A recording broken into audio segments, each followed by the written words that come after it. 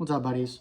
Wasn't really planning on making another video quite so soon, but I do have a quick correction to make due to an error on my part in the prior video and some of the shorts. In the shorts where I've been measuring the turbo inlet pipe, I've been doing those in the dark at night, and stupid me was reading the centimeters of vacuum scale, but incorrectly calling it the inches of vacuum, which is on the inside of this gauge here.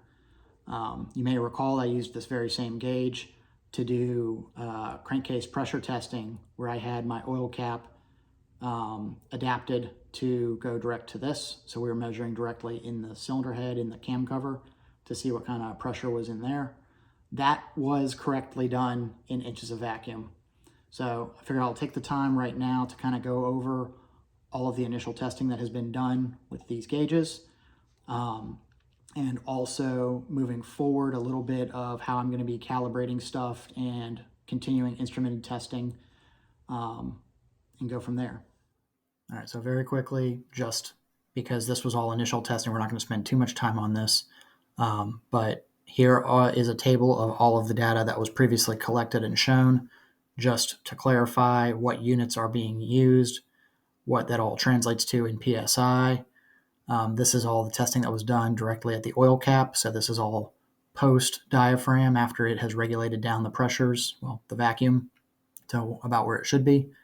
And this is all the testing that was done on the top port of the Tiguan PCV hose used during Mark 8 basic retrofits. Main takeaways are that more boost means more vacuum available if nothing else has changed. This turbo inlet pipe is a little bit suspect because the vacuum available after the intake and turbo inlet pipe are installed is way less. And when I ran my own car with no air filter at all, these numbers here are pretty close to with the air filter. This was just a bare turbo inlet pipe, so we know that most of this vacuum being generated comes from the factory turbo inlet pipe.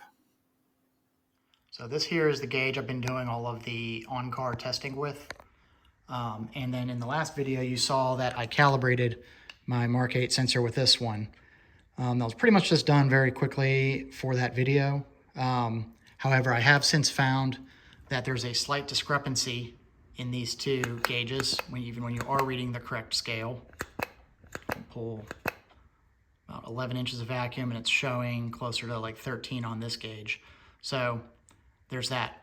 So I went out and I bought another gauge, and I confirmed that it reads much closer, within about 1 inch of vacuum. Might look a little strange because of the angle with the camera, but essentially we're going to be calibrating everything with the two above gauges from now on. I picked up a new one, this new one on the right here from Harbor Freight. You can see it's a pretty good knockoff of the Matco one that was done, or that I've had for about 17 years now. So going forward, any on-car testing on other cars that do not have, the logging abilities of mine will be done with this gauge here. It operates a lot smoother, so we'll be doing that. This is also going to be getting used to calibrate my sensors on the car. Speaking of sensors, I've also rigged up a GM 3-bar map sensor to the oil cap. And unfortunately, I will not be able to log both the Mark 8 PCV connector and this at the exact same time, but I will be able to do some separate pulls and at least get a baseline max, pressure number on this on, separate pulls. Everything that I've done, both between the PCV itself and with the gauge testing here, is very, very consistent. So I'm not too worried about stuff deviating, maybe like 0.1 or so, 0.2 PSI. So just going through the procedure of recalibrating these sensors one last time.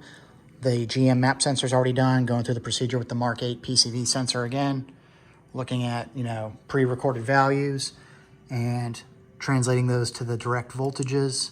That gets read out by Simos Tools, and then we can turn those voltages, we can apply formulas to them to read the correct vacuum amount, and we'll convert that vacuum amount to PSI. That way everything is consistent. All right, so we got our formulas figured out for these two sensors. We calibrated it with the good vacuum gauge. We have our formula is it takes the raw PCV voltage, multiplies it by this number for each respective sensor, then minus, this is what came up from the formula. However, we have a slight correction to those offsets. That way we know that 0 is 0, and that results in reading 0 at idle for the PCV sensor. And if we unplug this and we just plug it right into our map sensor, this will be reading, right around 0. Stuff bounces around a little bit, so it is what it is, but we're looking for, within a tenth or even like 1 PSI, whatever. So here we have it. We'll go ahead and reset that, and we can see it bounces around, hovering right around 0 like it should. All right, so you can understand a little bit of what was going on the last couple screens. Here's the vacuum that was read off of the gauge. Here are the sensor voltages as read via Simos Tools when that sensor was plugged in and the vacuum was being pulled on it at those corresponding amounts. I have a conversion to PSI from this number here because we want the sensors to read in PSI ultimately, so the equation has to reflect that. So we have PSI on the y-axis, and we have voltage on the x-axis of both of these two graphs. And then we have a trend line right here because it's a linear equation. They're linear sensors, just to make sure and see, how much margin of error, how far off the model is for, modeling it as a linear sensor. It's like 99.9% good on this one and like 100% good fit for the model right there. So that is fantastic. These were the initial equations, and then, as I previously mentioned, we made a slight adjustment to this offset value, and this is where I ended up, which worked out to zeroing both sensors on my car in particular. So you may recall that some of the initial testing I had done was hooking my gauge up, which is what I got going on right here, to this. The Venturi is currently blocked off, so this is in basic retrofit form essentially. One thing I do want to confirm is that the reading here from the gauge matches or is at least very, very close to the reading at the PCV sensor. So we've got this set up in here so it can watch both things concurrently. Take a quick video just to see if they match, and if they don't, how far off from each other they are. So since we're going to be logging this gauge along at the same time as the Simos Tools, I have by default my PCV pressure sensor reading in PSI. I'm doing that with Ultimate, like for all the summaries of, pressures and stuff to keep things consistent. But while we're just monitoring the gauge, I wanted to add another PID. So I have this centimeters of mercury in vacuum, which is the large outer dial on this face, like I said earlier.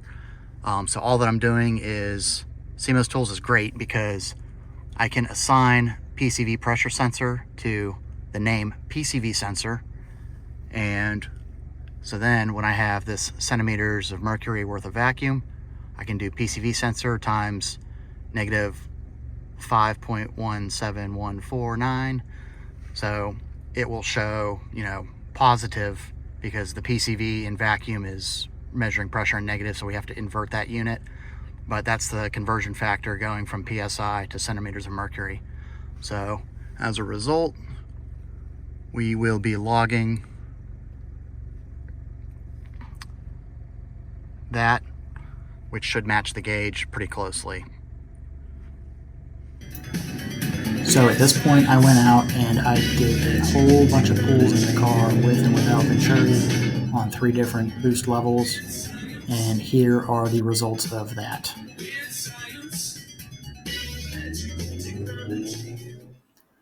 All right, so this is all the data that I've collected over a whole bunch of pulls and a whole lot of moving sensor around and stuff, and testing everything that I possibly can.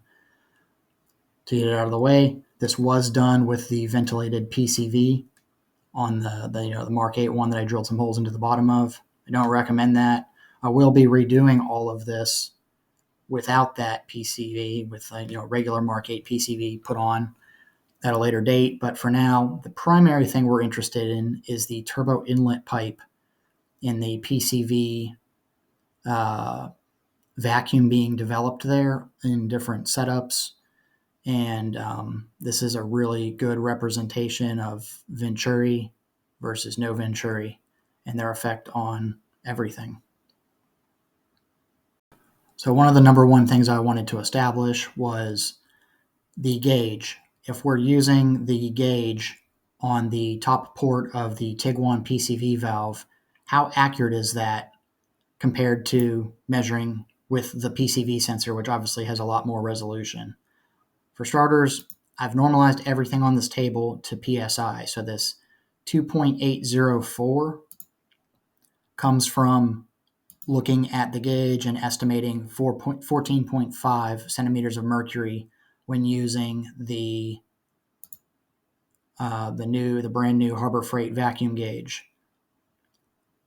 Interestingly enough, the PCV sensor, when looking at a data log, is almost exactly the same value. The same thing continues over here with the vacuum gauge here versus the PCV sensor, where we were getting 13 centimeters of mercury on the gauge, actually for both of these two. Probably because they taper to about the same boost levels up high where the vacuum levels peak.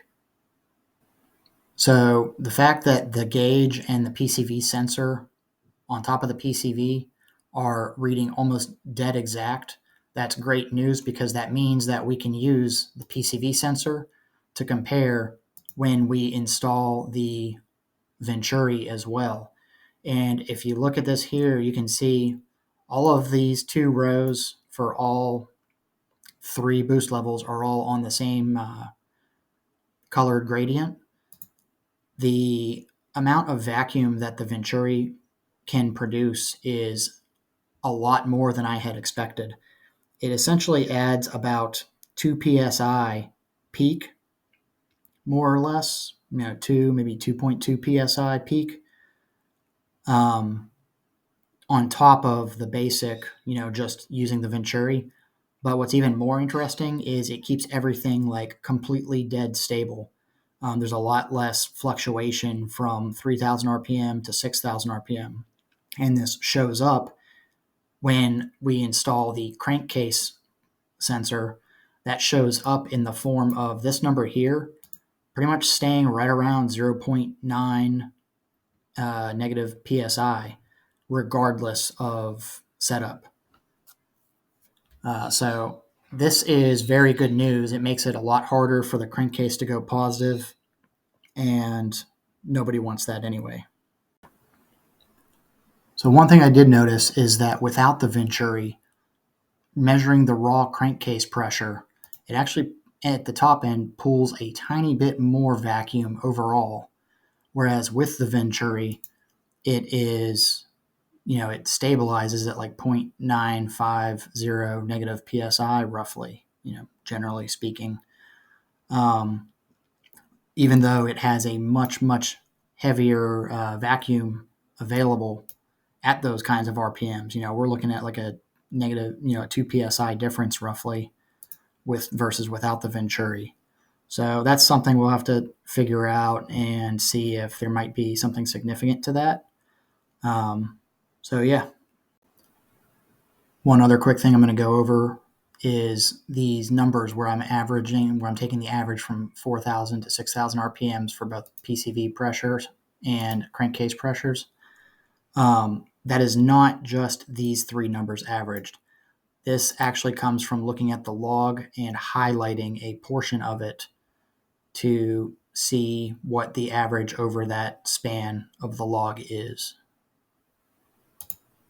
All right, so if we take a look, this is a snapshot of the stock boost tune. This is my map 5, where it's like the lowest power, the 16, 17-ish PSI. And we can see here I've highlighted the upper like little bit where the PCV pressure gauge bottoms out, and that PCV pressure sensor averaged at about negative 2.529. So that's where that average number comes from for the data on the page we were just looking at. All right, and then you can see here when we were on our high boost map number 3, Harbor Freight gauge was reading about 14.5 centimeters of mercury, eyeballing it based off of the video that I took, while also taking this log at the exact same time. That 14.5 translates to negative 2.80 psi, and the PCV sensor averaged over this this peak of negative vacuum right here over about that time was about negative 2.833 centimeters of mercury. Negative 2.833 psi. So they are reading pretty much exactly what they need to. What this means is that anybody who has the basic Retrofit Mark 8 valve can go and buy one of these, $17 Harbor Freight gauges and a little bit of tubing, and they can run these exact same tests to see if they have sufficient vacuum source available at the turbo inlet pipe or not. All right, so we're going to take a quick look at some of these logs. We're going to just focus on maps 5 and map 1. Map 5 and map 3.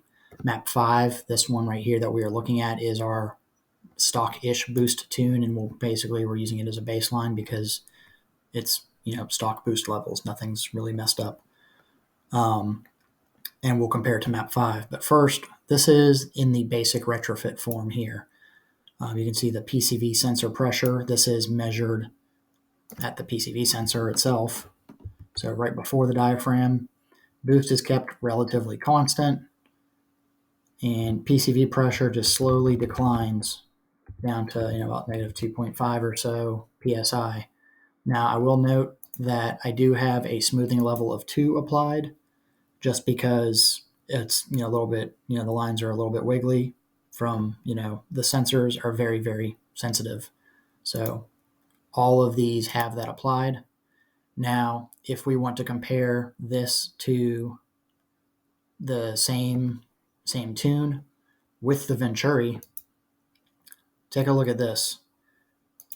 So the thing spools up, and the turbo, as soon as the turbo starts spooling, basically as soon as it starts getting into a little bit of boost, it's making 2 psi of boost on these light gray lines here, and it's already drawn the PCV vacuum source down to negative 0.6 psi, and it just keeps going, and by the time the turbo is fully spooled without the Venturi, it's another 1 psi closer to ambient pressure. It's not positive, but it's like that. It is a little bit more wavier, but I think that if there's an excess of vacuum, the diaphragm will basically do its thing, and it really doesn't matter one way or the other.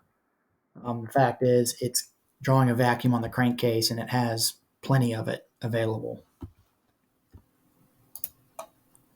All right, so as for the crankcase pressures themselves, these are measured with my oil cap adapter and the GM 3-bar map sensor. So this is post-diaphragm, where everything has been regulated down. This is where we were getting that roughly 1.1 psi without the Venturi, and about 0.9 some psi, negative 0.9 psi or so with the Venturi. So you can see here how you step on the gas, right around 2,000-ish RPMs, 2,200 RPMs, whatever. And what is that? 2,200. So, and then the crankcase pressure spikes up to about negative 0.4 or so psi, and then it slowly, as the turbo inlet pipe starts drawing a vacuum, pulls it down until it's finally being regulated down to that about 1.1 psi. So the car is under full boost at that point, and and then it has to recover. With the Venturi, this thing here, it spikes really early, and boost isn't even really being developed yet. Let's go ahead and line those logs up a little bit better at the start.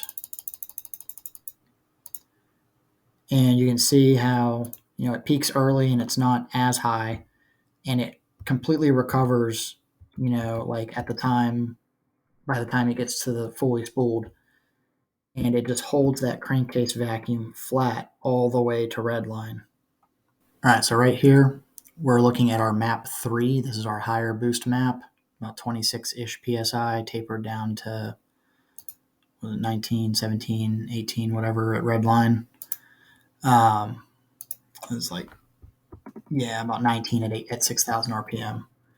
So what we are doing here is we are going to look at this. First, we're going to compare this looking at the PCV pressure sensor, the vacuum source essentially, compared to map 5, which is the stock-ish tune map. Basically, map 3, the higher boost map, it begins pulling a vacuum a little bit sooner at a, still not anywhere near as fast. It's not like a straight drop down like the with the Venturi, but just so you have an idea of the vacuum source there it is. What we can do now, we will instead compare map 3 third gear pull to with Venturi PCV logging map 3 third gear pull. Open that up, and we will overlay these two things together, and you can see the it's got significantly more vacuum available. It's just moving a lot more boost, and it's added about 2.2 psi across the entire rev range. So this is not insignificant at all. All right, so here we're looking at the crankcase raw pressures again using the GM map sensor. This is map 3, the high boost tune. And we can see again, it comes down a little bit at a little bit of a quicker, steeper angle now too. And then it holds steady at around, negative 1.1-ish PSI, 1.1 to 1.1 PSI negative. So you may recall in that last, when we were looking at the PCV pressures for this tune with the Venturi, it was a little bit wavy, and it actually does show up a little bit here in the raw crankcase pressures. Don't know if that is actually a problem yet or not, and it may be an issue of needing to regulate the amount of boost going through the Venturi, or not necessarily regulate, but installing a restrictor to slow down the volume that's going through the Venturi. We might be overwhelming it with higher boost levels. I haven't observed any actual problems yet, and my car has not smoked with or without the Venturi on the Mark 8 car or with the Mark 8 PCV, but that's probably because I don't have a non-OEM turbo inlet pipe. However, we're looking at the Venturi versus no Venturi right now. So this is something with higher boost cars that might be something, but the fact is it still draws the crankcase down and it keeps it negative. By keeping the crankcase negative, there's not pressure building in the bottom end that might push the oil upwards through the passageway in the block. So something to explore a little bit more in the future. But for now, this is what the crankcase pressures are looking like for Venturi versus non-Venturi. So based off of everything we've learned so far, I think we're going down the right path of chasing turbo inlet pipes. So hopefully that kind of gives you a little bit of a glimpse of the type of testing I'm doing and how seriously I'm taking this.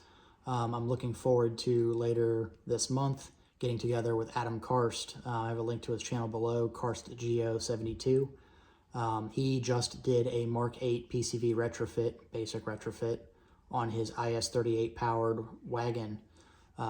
So we will be getting together. He has a Unitronic turbo inlet pipe, and I forget what type of intake he has, but we're going to be swapping those between our two cars and recording everything we possibly can. And basically trying to get to the bottom of this, essentially. So we will be doing that very soon, and we'll be looking forward to sharing that with you guys.